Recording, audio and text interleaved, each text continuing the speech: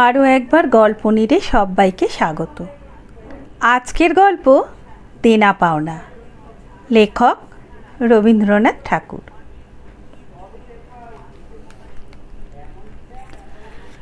5 ছেলের পর যখন এক কন্যা জন্মিল, তখন বাপ মায়ে অনেক আদর করিয়া তাহার নাম রাখিলেন নিরুপমা। এই গোষ্ঠীতে এমন শৌখিন নাম ইতিপূর্বে কখনো শোনা যায় নাই। প্রায় ঠাকুর দেবতার নামই প্রচলিত ছিল। গণেশ, কার্তিক, পার্বতী তাহার উদাহরণ। এখন নিরুপমার বিবাহের প্রস্তাব চলিতেছে। তাহার পিতা রামসুন্দর মিত্র অনেক খোঁজ করেন, কিন্তু পাত্র কিছুতেই মনের মতো হয় না। অবশেষে মস্ত এক রায় বাহাদুরের ঘরের একমাত্র ছেলেকে সন্ধান করিয়া বাহির করিয়াছেন। উক্ত রায়বাহাদুরের পৈতৃক বিষয় আশায় যদিও অনেক হ্রাস হইয়া আসিয়াছে, কিন্তু বনেদি ঘর বটে। বরপক্ষ হইতে 10,000 টাকা পণ এবং বহুল দান সামগ্রী চাহিয়া বসিল। রামসুন্দর কিছুমাত্র বিবেচনা না করিয়া তাহাতেই সম্মত হইলেন। এমন পাত্র কোনো মতে হাতছাড়া করা যায় না। কিছুতেই টাকার জোগাড় আর হয় না। বাধা দিয়া বিক্রয় করিয়া অনেক চেষ্টাতেও 6,7 বাকি রইল। এদিকে বিবাহের দিন নিকট হইয়া আসিয়াছে। অবশেষে বিবাহের দিন উপস্থিত হইল।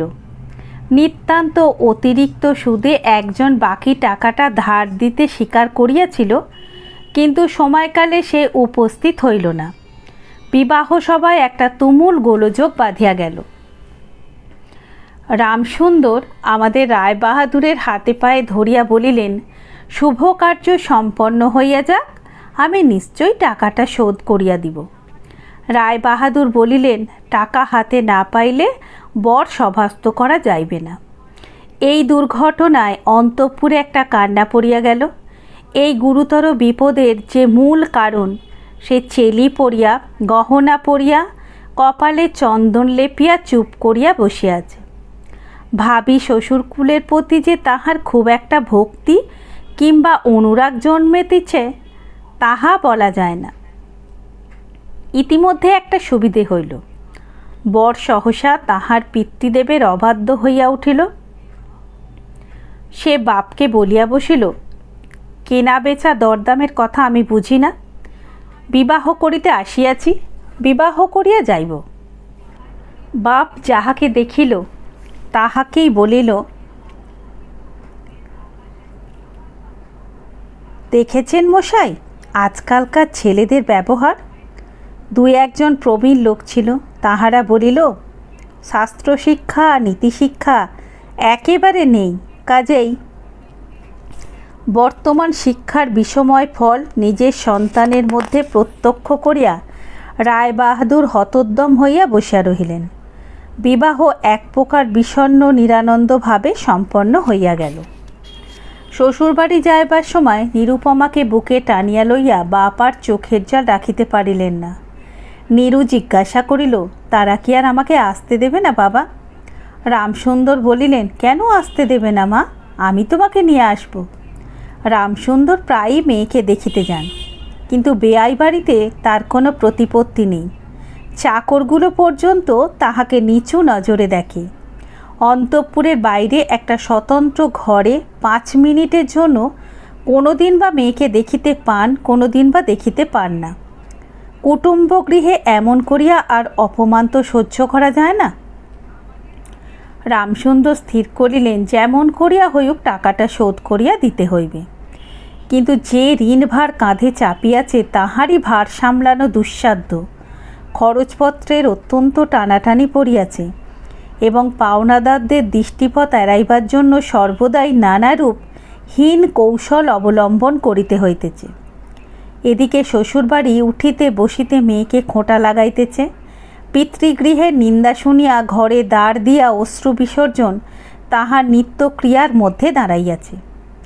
বিশেষত শাশুড়ির আক্রোশ আর কিছুতেই মেটে না। যদি কেহ বলে, আহা কি স্ত্রী, বইয়ের মুখখানি দেখলে চোখ জুড়াইয়া যায়, শাশুড়ি ঝংকার দিয়া উঠিয়া বলে, স্ত্রী তো ভারী, যেমন ঘরের মেয়ে তেমনি স্ত্রী। এমনকি বইয়ের খাওয়া পড়ার যত্ন হয় না। যদি কোনো দয়াপরতন্ত্র প্রতিবেশিনী কোনো ত্রুটির উল্লেখ করে, শাশুড়ি বলে ওই ঢের হয়েছে। অর্থাৎ বাপ যদি পুরো দাম দিত তো মেয়ে পুরো যত্ন পাইত। সকলেই এমন ভাব দেখায় যেন বধূর এখানে কোনো অধিকার নেই, ফাঁকি দিয়া প্রবেশ করিয়াছে। বোধহয় কন্যার এই সকল অনাদর এবং অপমানের কথা বাপের কানে গিয়া থাকিবে। তাই রামসুন্দর অবশেষে বসত বাড়ি বিক্রয়ের চেষ্টা করিতে লাগিলেন। কিন্তু ছেলেদের যে গৃহহীন করিতে বসিয়াছেন সে কথা তাহাদের নিকট হইতে গোপনে রাখিলেন। স্থির করিয়াছিলেন বাড়ি বিক্রয় করিয়া সেই বাড়ি ভাড়া লইয়া বাস করিবেন। এমন কৌশলে চলিবেন যে তাহার মৃত্যুর পূর্বে এই কথা ছেলেরা জানিতে পারিবে না। কিন্তু ছেলেরা জানিতে পারিল। সকলে আসিয়া কাঁদিয়া পড়িল। বিশেষত বড় 3টি ছেলে বিবাহিত এবং তাহাদের কাহারও বা সন্তান আছে। তাহাদের আপত্তি অত্যন্ত গুরুতর হইয়া দাঁড়াইল। বাড়ি বিক্রয় স্থগিত হইয়া রহিল। তখন রামসুন্দর নানা স্থান হইতে বিস্তর সুদে অল্প অল্প করিয়া টাকা ধার করিতে লাগিলেন। এমন হইল যে সংসারের খরচ আর চলে না। নীরু বাপের মুখ দেখিয়া সব বুঝিতে পারিল। বৃদ্ধের পক্ক কেশে শুষ্ক মুখে এবং সদা সংকুচিত ভাবে দৈন্য এবং দুশ্চিন্তা প্রকাশ হইয়া পড়িল। মেয়ের কাছে যখন বাপ অপরাধী তখন সে অপরাধের অনুতাপ কি আর গোপন রাখা যায়? রামসুন্দর যখন বেহাই বাড়ির অনুমতিক্রমে ক্ষণকালের জন্য কন্যার সাক্ষাৎ লাভ করিলেন, তখন বাপের বুক যে কেমন করিয়া ফাটে তাহা তার হাসি দেখিলেই টের পাওয়া যাইত। সেই ব্যথিত পিতৃহৃদয়কে সান্ত্বনা দেবার উদ্দেশ্যে দিন কতক বাপের বাড়ি যাইবার জন্য নীরু অত্যন্ত অধীর হইয়া উঠিল। বাপের ম্লান মুখ দেখিয়া সে আর দূরে থাকিতে পারে না। একদিন রামসুন্দরকে কহিল, বাবা, আমাকে একবার বাড়ি লইয়া যাও। রামসুন্দর বলিলেন, আচ্ছা, কিন্তু তাহার কোনো জোর নেই। নিজের কন্যার ওপরে পিতার যে স্বাভাবিক অধিকার আছে তাহা যেন পণের টাকার পরিবর্তে বন্ধক রাখিতে হইয়াছে। এমনকি কন্যার দর্শন সেও অতি সংকোচে ভিক্ষা চাহিতে হয় এবং সময় বিশেষে নিরাশ হইলে দ্বিতীয় কথাটি কইবার মুখ থাকে না। কিন্তু মেয়ে আপনি বাড়ি আসিতে চাহিলে বাপ তাহাকে না আনিয়া কেমন করিয়া থাকে। তাই বেয়ায়ের নিকট সেই সম্বন্ধে দরখাস্ত পেশ করিবার পূর্বে রামসুন্দর কত হীনতা, কত অপমান, কত ক্ষতি স্বীকার করিয়া যে 3,000 টাকা সংগ্রহ করিয়াছিলেন সেই ইতিহাস গোপন থাকাই ভালো। নোট কখানি রুমালে জড়াইয়া চাদরে বাঁধিয়া রামসুন্দর বেয়াইয়ের নিকট গিয়া বসিলেন। প্রথমে হাস্যমুখে পাড়ার খবর পাড়িলেন। হরেকৃষ্ণের বাড়িতে একটা মস্ত চুরি হইয়া গিয়াছে। তাহার আদ্যপান্ত বিবরণে বলিলেন, নবীন মাধব এবং রাধা মাধব 2 ভাইয়ের তুলনা করিয়া বিদ্যা, বুদ্ধি ও স্বভাব সম্বন্ধে রাধা মাধবের সুখ্যাতি এবং নবীন মাধবের নিন্দা করিলেন। শহরে একটা নতুন ব্যামো আসিয়াছে, সেই সম্বন্ধে অনেক আজগুবি আলোচনা করিলেন। অবশেষে হুঁকাটি নামাইয়া রাখিয়া কথায় কথায় বলিলেন, হ্যাঁ হ্যাঁ বেয়াই, সেই টাকাটা বাকি আছে বটে। রোজই মনে করি যাচ্ছি অমনি হাতে করে কিছু নিয়ে যাই, কিন্তু সময়কালে মনে থাকে না। আর ভাই, বুড়ো হয়ে পড়েছি। এমনি এক দীর্ঘ ভূমিকা করিয়া পঞ্জরের 3খানি অস্থির মতো সেই 3খানি নোট যেন অতি সহজে অতি অবহেলে বাহির করিলেন। সবেমাত্র 3,000 টাকার নোট দেখিয়া রায়বাহাদুর অট্টহাস্য করিয়া উঠিলেন। বলিলেন, থাক বেয়াই, ওতে আমার কাজ নেই। একটা প্রচলিত বাংলা প্রবাদের উল্লেখ করিয়া বলিলেন, সামান্য কারণে হাতে দুর্গন্ধ করিতে তিনি চান না। এই ঘটনার পরে মেয়েকে বাড়ি আনিবার প্রস্তাব কাহারও মুখে আসে না। কেবল রামসুন্দর ভাবিলেন, সেই সকল কুটুম্বিতার সংকোচ আমাকে আর শোভা পায় না। মর্মাহতভাবে অনেকক্ষণ চুপ করিয়া থাকিয়া অবশেষে মৃদুস্বরে কথাটা পাড়িলেন। রায়বাহাদুর কোনো কারণ মাত্র উল্লেখ না করিয়া বলিলেন, সে এখন হচ্ছে না। এই বলিয়া কর্ম উপলক্ষে স্থানান্তরে চলিয়া গেলেন। রামসুন্দর মেয়ের কাছে মুখ না দেখাইয়া কম্পিত হস্তে কয়েকখানি নোট চাদরের প্রান্তে বাঁধিয়া বাড়ি ফিরিয়া গেলেন। মনে মনে প্রতিজ্ঞা করিলেন, যতদিন না সমস্ত টাকা শোধ করিয়া দিয়া অসংকোচে কন্যার ওপর দাবি করিতে পারিবেন, ততদিন আর বেয়াই বাড়ি যাইবেন না। বহুদিন গেল, নিরুপমা লোকের ওপর লোক পাঠায়, কিন্তু বাপের দেখা পায় না। অবশেষে অভিমান করিয়া লোক পাঠানো বন্ধ করিল। তখন রামসুন্দরের মনে বড় আঘাত লাগিল, কিন্তু তবু গেলেন না। আশ্বিন মাস আসিল। রামসুন্দর বললেন, এবার পুজোর সময় মাকে ঘরে আনবই, নইলে আমি খুব একটা শক্ত রকম শপথ করিলেন। পঞ্চমী কি ষষ্ঠীর দিনে আবার চাদরের প্রান্তে গুটিকতক নোট বাঁধিয়া রামসুন্দর যাত্রার উদ্যোগ করিলেন। 5 বৎসরের এক নাতি আসিয়া বলিল, দাদা, আমার জন্য গাড়ি কিনতে যাচ্ছিস? বহুদিন হইতে তাহার ঠেলা গাড়িতে চড়িয়া হাওয়া খাইবার শখ হইয়াছে, কিন্তু কিছুতেই তাহা মিটাইবার উপায় হইতেছে না। 6 বৎসরের এক নাতনি আসিয়া সরোদনে কহিল, পূজার নিমন্ত্রণে যাইবার মতো তাহার একখানি ভালো কাপড় নেই। রামসুন্দর তাহা জানিতেন এবং সেই সম্বন্ধে তামাক খাইতে খাইতে বৃদ্ধ অনেক চিন্তা করিয়াছেন। রায়বাহাদুরের বাড়ি যখন পুজোর নিমন্ত্রণ হইবে, তখন তাহার বধূগণকে অতি যৎসামান্য অলঙ্কারে অনুগ্রহ পাত্র দরিদ্রের মতো যাইতে হইবে। এই কথা স্মরণ করিয়া তিনি অনেক দীর্ঘ নিঃশ্বাস ফেলিয়াছেন, কিন্তু তাহাতে তাহার ললাটের বার্ধক্যরেখা গভীরতর অঙ্কিত হওয়া ছাড়া আর কোনো ফল হয় নাই। দৈন পীড়িত গৃহের কন্দনধ্বনি কানে লইয়া বৃদ্ধ তাঁর বেয়াই বাড়িতে প্রবেশ করিলেন। আজ তাহার সেই সংকোচ ভাব নেই। দ্বাররক্ষী এবং ভিত্রদের মুখের প্রতি সে চকিত সলজ্জ দৃষ্টিপাত দূর হইয়া গিয়াছে, যেন আপনার গৃহে প্রবেশ করিলেন। শুনিলেন রায়বাহাদুর ঘরে নেই। কিছুক্ষণ অপেক্ষা করিতে হইবে। মনের উচ্ছ্বাস সংবরণ করিতে না পারিয়া রামসুন্দর কন্যার সহিত সাক্ষাৎ করিলেন। আনন্দে 2 চোখ দিয়া জল পড়িতে লাগিল। বাপও কাঁদে, মেয়েও কাঁদে। 2 জনে কেহ আর কথা কহিতে পারে না। এমন করিয়া কিছুক্ষণ গেল। তারপর রামসুন্দর কহিলেন, এবার তোকে নিয়ে যাচ্ছি মা, আর কোনো গোল নেই। এমন সময় রামসুন্দরের জ্যৈষ্ঠ পুত্র হরমোহন তাহার 2টি ছোট ছেলে সঙ্গে লইয়া সব ঘরে প্রবেশ করিলেন। পিতাকে বলিলেন, বাবা, আমাদের তবে এবারে পথে ভাসালে? রামসুন্দর সহসা অগ্নিমুক্ত হইয়া বলিলেন, তোদের জন্য কি আমি নরকগামী হব?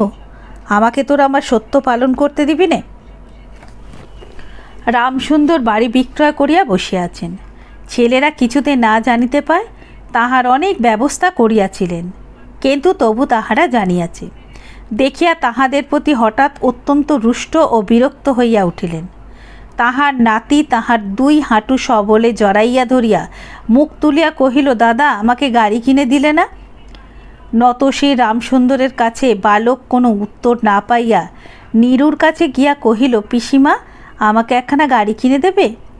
নিরুপমা সমস্ত ব্যাপার বুঝিতে পারিয়া কহিল, বাবা, তুমি যদি আর 1 পয়সা আমার শ্বশুরকে দাও, তাহলে আর তোমার মেয়েকে দেখতে পাবে না, এই তোমার গা ছুঁয়ে বললুম। রামসুন্দর বললেন, ছি মা, অমন কথা বলতে নেই। আর এই টাকাটা যদি আমি না দিতে পারি, তাহলে তোর বাপের অপমান আর তোরও অপমান। নীরু কহিল, টাকা যদি দাও তবেই অপমান। তোমার মেয়ের কি কোনো মর্যাদা নেই? আমি কি কেবল একটা টাকার থলি? যতক্ষণ টাকা আছে ততক্ষণ আমার দাম? না বাবা, এ টাকা দিয়ে তুমি আমাকে অপমান করো না। তাছাড়া আমার স্বামী তো এ টাকা চান না। রামসুন্দর বলিলেন, তাহলে তোমাকে যেতে দেবে না মা? নিরুপমা কহিল, না দেয় তো কি করব বলো, তুমিও আর নিয়ে যেতে চেয়েও না। রামসুন্দর কম্পিত হস্তে নোট বাঁধা চাদরটি কাঁধে তুলিয়া আবার চোরের মতো সকলের দৃষ্টি এড়াইয়া বাড়ি ফিরিয়া গেলেন। কিন্তু রামসুন্দর এই যে টাকা আনিয়াছিলেন এবং কন্যার নিষেধে সে টাকা না দিয়াই চলিয়া গিয়াছেন, সে কথা গোপন রহিল না। কোনো স্বভাব কৌতূহলী দ্বারলগ্নকর্ণ দাসী নীরুর শাশুড়িকে এই খবর দিল। শুনিয়া তাহার আর আক্রোশের সীমা রহিল না। নিরুপমার পক্ষে তাহার শ্বশুরবাড়ি সরসজ্জা হইয়া উঠিল। এদিকে তাহার স্বামী বিবাহের অল্পদিন পরেই ডেপুটি ম্যাজিস্ট্রেট হইয়া দেশান্তরে চলিয়া গিয়াছে এবং পাছে সংসর্গদোষে হীনতা শিক্ষা হয়, এই ওজরে সম্প্রতি বাপের বাড়ির আত্মীয়দের সহিত নীরুর সাক্ষাৎকার সম্পূর্ণ নিষিদ্ধ হইয়াছে। এই সময় নীরুর একটা গুরুতর পীড়া হইল, কিন্তু সেই জন্য তাহার শাশুড়িকে সম্পূর্ণ দোষ দেওয়া যায় না। শরীরের প্রতি সে অত্যন্ত অবহেলা করিত। কার্তিক মাসের হিমের সময় সমস্ত রাত মাথার দরজা খোলা, শীতের সময় গায়ে কাপড় নেই, আহারের নিয়ম নেই। দাসীরা যখন মাঝে মাঝে খাবার আনিতে ভুলিয়া যাইত, তখন সে তাহাদের একবার মুখ খুলিয়া স্মরণ করাইয়া দেওয়া, তাহাও সে করিত না। সে যে পরের ঘরের দাসদাসী এবং কর্তা গৃহিণীদের অনুগ্রহের ওপর নির্ভর করিয়া বাস করিয়া আছে, এই সংস্কার তাহার মূলে বদ্ধমূল হইয়াছিল। কিন্তু এইরূপ ভাবটাও শাশুড়ি সহ্য হইত না। যদি আহারের প্রতি বধূর কোনো অবহেলা দেখিতেন, তবে শাশুড়ি বলিতেন, নবাবের বাড়ির মেয়ে কিনা, গরিবের ঘরের অন্ন ওর মুখে রোচে না। কখনো বা বলিতেন, দেখো না একবার ছিঁড়ি হচ্ছে, দেখো না দিনে দিনে যেন পোড়া কাঠ হয়ে যাচ্ছে। রোগ যখন গুরুতর হইয়া উঠিল, তখন শাশুড়ি বলিলেন, ওর সমস্ত ন্যাকামি।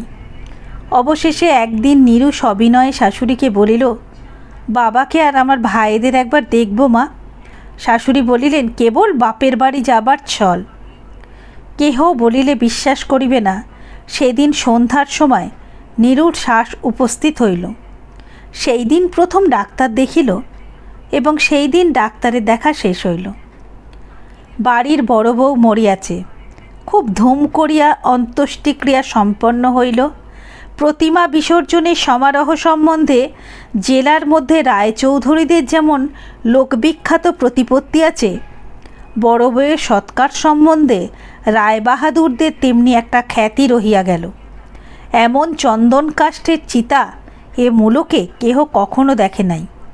এমন ঘটা করিয়া শ্রাদ্ধও কেবল রায়বাহাদুরদের বাড়িতেই সম্ভব, এবং শোনা যায় ইহাতে তাহাদের কিঞ্চিত ঋণ হইয়াছিল।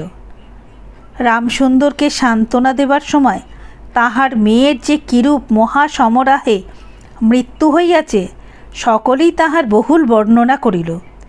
এদিকে ডেপুটি ম্যাজিস্ট্রেটের চিঠি আসিল, আমি এখানে সমস্ত বন্দোবস্ত করিয়া লইয়াছি, অতএব অবিলম্বে আমার স্ত্রীকে এখানে পাঠাইবে। রায়বাহাদুরের মহিষী লিখিলেন, বাবা, তোমার জন্য আরেকটি মেয়ের সম্বন্ধ করিয়াছি, অতএব অবিলম্বে ছুটি লইয়া এখানে আসবে। এবারে 20,000 টাকা পণ এবং হাতে হাতে আদায়।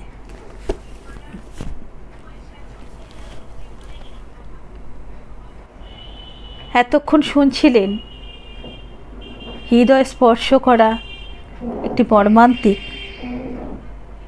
গল্প, যে গল্পটি রবীন্দ্রনাথ ঠাকুরের লেখা দেনা পাওনা। আশা করছি গল্পটি ভালো লেগেছে। গল্প পাঠে যদি কোনো রকম কোনো ভুল ত্রুটি হয়ে থাকে, তাহলে নিজ গুণে ক্ষমা করে দেবেন। ভালো লাগলে গল্পটি লাইক করবেন এবং আপনাদের মূল্যবান মতামত অবশ্যই আমার সাথে শেয়ার করবেন।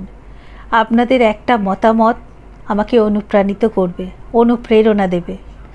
আর যদি আমার গল্পটা ভালো লাগে, তাহলে গল্পপ্রেমীদের সাথে শেয়ার করার অনুরোধ রইল।